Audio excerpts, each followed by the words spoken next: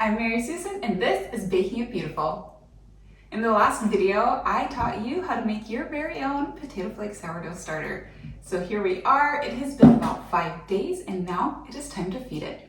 After I made the starter, I just set my container on the counter overnight. After that, the next morning, I stuck it in the fridge and it's been there for the last 5 days. But I'm wanting to make bread tomorrow, so we are gonna feed it today. Anytime you make bread, you want to make sure you feed your starter beforehand. That way you'll get the best rise and the best taste in your bread. So let's get going.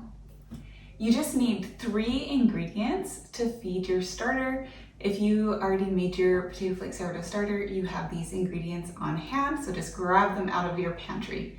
You need granulated sugar, instant mashed potato flakes. Again, we are not using cheddar mashed potato flakes, garlic, butter, just plain mashed potato flakes. I personally have found that brand doesn't matter. In fact, I typically buy the store brand and it works just fine. And the last thing you need to feed your starter is 1 cup of hot tap water. These ingredients don't need to go in any particular order. So whichever you feel like putting in first, go for it. I just put in 3/4 cup of sugar and I can already see that my starter is so happy. It is bubbling and making sounds that I gave it sugar. Next up, I'm going to add 3 tablespoons of my instant mashed potato flakes. And last but not least, my 1 cup of hot tap water. Now that that's all in there, we're just gonna give it a quick stir, kind of mix all those ingredients together. And now all you have to do is wait. I like to feed my starter the night before making bread and just leave it on the counter overnight. That for me is the easiest way.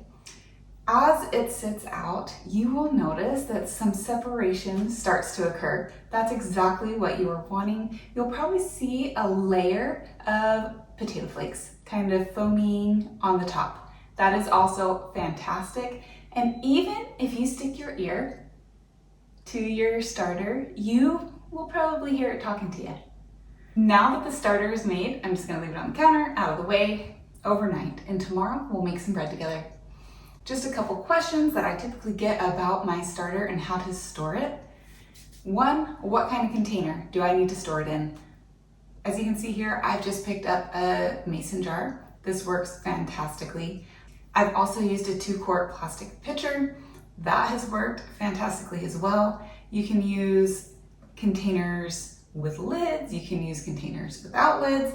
Either way will work for you. I always honestly keep mine without a lid on and it has not been a problem for me at all. It stays in the back of my fridge and it's totally fine. Make sure to come back again and see what our starter looks like once it is active and ready to make our potato flake sourdough bread. Can't wait. If you're wanting to see the full recipe for my Potato Flake Sourdough Starter, how to make your own starter, and how to make the bread, make sure to click the links below.